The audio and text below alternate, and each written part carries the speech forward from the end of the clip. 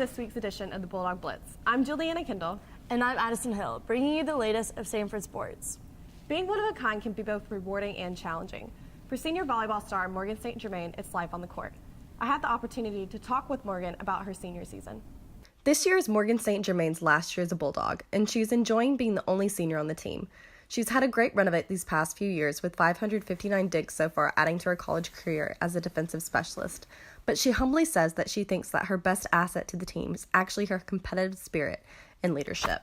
So for me, the biggest thing, my goal was, as a senior, was just to be a leader and just be a role model that our freshmen and transfers could follow, and just building the program on from what we had last year. Past seniors have influenced Morgan's outlook on how a senior should act on the court, and she wants to carry out their wisdom in her performance this year. So my freshman year, I transferred from Middle Tennessee, and so I was with 3 seniors, and then my sophomore year, I had 1 senior, and then last year was my biggest class with 6 seniors. And really just their drive and desire to just leave everything that they have left on the court as their last year was really just what I wanted to do, and just have no regrets when I was leaving my season. There are many goals for the team as they look towards the NCAA tournament this year, but Morgan has goals of her own as well, like to leave a legacy behind with her teammates. So for the team, our goal that we have is that we really want to go back to the NCAA tournament, but we want to win a round in the NCAA tournament. So that's pretty much been our team goal that we've had all year that we're working towards. And then for me as an individual, it's really not about me. It's just kind of about what I can do for the team and how I can help, and that I'm leaving something behind for the girls that to be as competitive as possible and to live every moment it's their last and they're not going to have this chance ever again. The team is, of course, focused on the NCAA tournament, and they know what they need to fix and tweak in order to reach their goals this season. I think just growing faster in the process that we're creating, and just staying together as a team and continuing our growth, and that we're getting some players back that were injured, and so that's going to really help us out. So just continuing with our growth mindset and wanting to learn all the time. Wow, it's going to be hard to see her leave, but no doubt she'll be successful. Best of luck to you, Morgan. Now, Maisie Marin has the latest news on our 14th ranked Samford football team.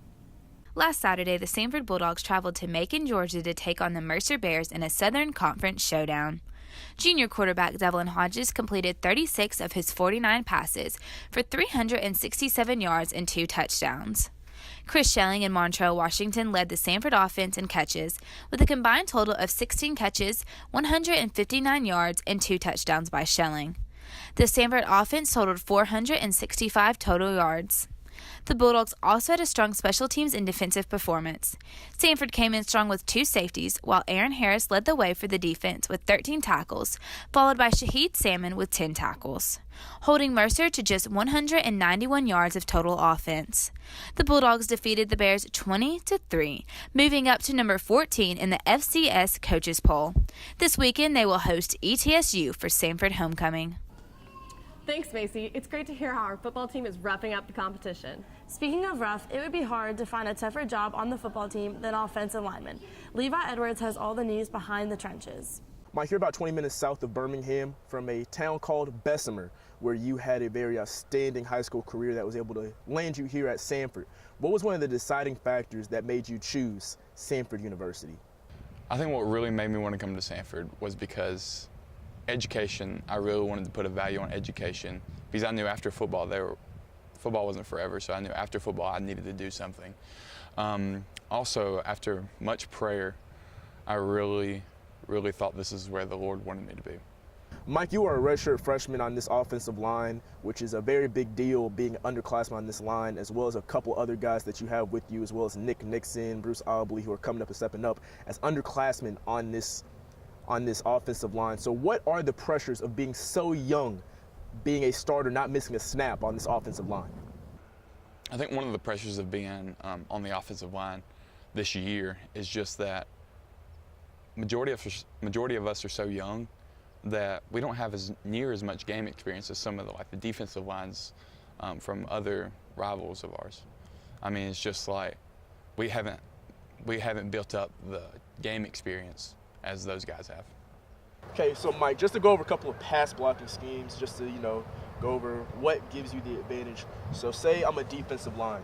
So say, for an example, I'm rushing from the outside. What exactly would you do in your scheme to make sure that you hold the block? The most important factor is the hip, whether it be going inside. I know I struggle with it sometimes myself, but normally if somebody is trying to rush from the outside, you can drive your hip and keep him parallel to the yard line, whatever yard line you're on.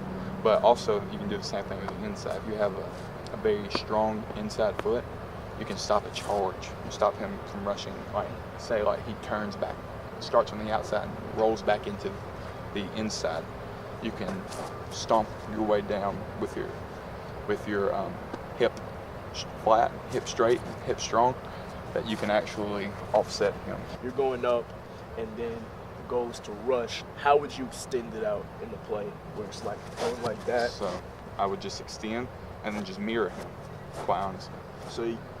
So where you just keep on mirroring, whether or not you just keep on doing it, you just Yes, make sure yes. that you stay in. Defensive lineman is to get his hands on them. So it's so the goal is to get your hands on them as fast as possible before they get their hands on you. Because once you get your hands on them, you can extend and you can keep them out for the most part. So the goal is basically just to get off the line of scrimmage faster than your defensive lineman can. In a nutshell, yes. Yes, it's that, and also just anchor down and extend your arms. Okay. Extend your arms and create distance between you and him. So Mike, I really only have one question left for you, and I feel like this is something the Bulldog Blitz audience really needs to know. You got ETSU coming up. It's homecoming week. Got your family coming down from Bessemer to come and see you ball out. Mike, are you ready? Yes, I'm ready. I'm ready to play. Thanks, Levi. It's good to know Devlin has a lot of great guys looking out for him. Samford just finished hosting the Women's SoCon Soccer Tournament. Blitz reporter Marshall Lyles has all you need to know. Samford Soccer looked to win their way back in the SoCon Championship this past week. The defending champs got off to a quick start with a 5-0 victory against Mercer, but they lost the semifinal in heartbreak fashion against UNCG. 2-1 was the final in extra time. Head coach Todd Yelton had this to say. Well, obviously we got off to a flyer against Mercer, and we scored 5 and played really, really well. One thing I would tell my kids that I really only ask them to do the best, ask them to play hard. I want them to have fun. And, I'm not sure that we had a lot of fun on Friday night, but I do think they did their best. I think they played hard. Despite not getting the end result that they wanted, the Samford Bulldogs put together a strong 2017 season. After an 0-4 start, they won an undefeated streak of 13 games to finish the regular season. Samford is now graduating a very talented senior class that holds the record for the highest winning percentage in their 4 years at Samford. But Coach Yelton is still optimistic about the future. The expectations are that we win championships here. And the group that's coming back, I think, is a really, really good group. I think spring will be a great opportunity to see how they grow. But one of the things that I think that we have that helps us that is the culture here within our squad is pretty fantastic, and kids really care about themselves, right? Or care about one another. For the Bulldog Blitz, I'm Marshall Lyles. Thanks, Marshall. Too bad about Samford losing in the semis, but we'll get them next year. While Samford baseball isn't in season yet, Jack Rood was able to catch up with former Bulldog and talk about his life in the majors. At 5'10", 185 pounds, Parker Curry may not look like a textbook candidate for the MLB, but this undrafted free agent has found his path to success. When I signed as a free agent with the Dodgers, I stayed in Arizona at our spring training complex. Went through spring training, had a good spring, started in low A, Great Lakes, Michigan, in the Midwest League. Pitched well for a month. I think it was 5 or 6 outings, and I got sent to high A. I made 2 short stints with AAA OKC just as a backup guy. Although Curry's pitching in the majors, he never forgets where he came from. While I was at Samford, Coach Dunn was a big help to me with him playing pro ball. He knows how to shape his teams and get them ready for the next level. My sophomore year is when Coach Trout came in, and I was with him for 3 years, and he did a great job getting me ready. What made Parker Curry unique in the 3 years I had an opportunity to coach him was his desire to be the best player he possibly could. Felt like he outworked everybody. He was never satisfied and always had goals and tried his hardest to accomplish them. Coach Dunn, for me specifically, I know, never let me settle.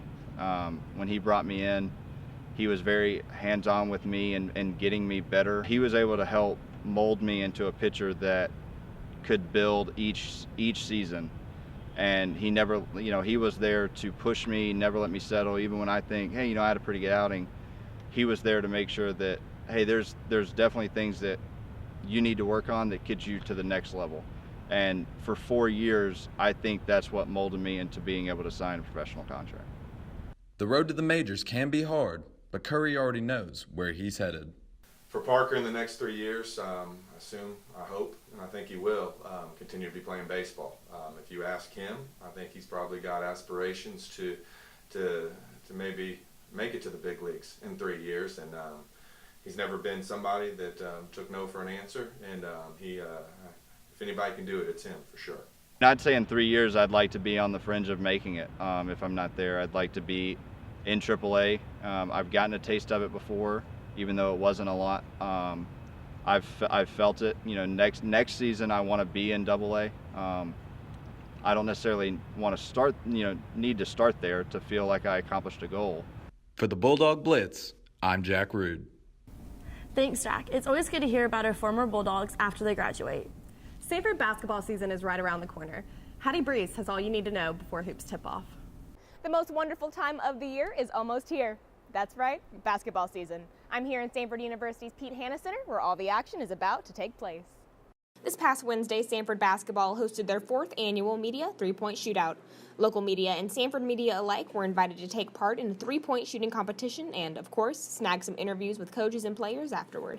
What's nice is looking out there and seeing guys who've been in the program three, four years. Are they perfect at everything that I want? No, but they have a pretty good idea what I want. So in preseason, we got to move along quicker on things and work on some things that, we've been a really good offensive team the last couple of years.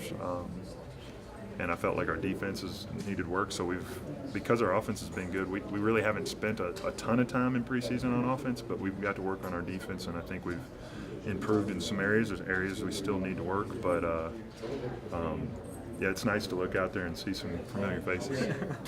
I think it'd be one of the best teams to ever played at Samford, in my opinion, because we got one of the best shooters in the conference, one of the best bigs, average a double-double, a point guard who leads the country, top 5 in assists, so we got all-around players.